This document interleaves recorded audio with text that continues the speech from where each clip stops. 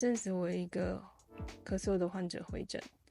他主要是在抱怨说他咳嗽咳了很久都没有好，尤其是当他吃到寒性的东西或生冷的东西，他就会咳得特别厉害。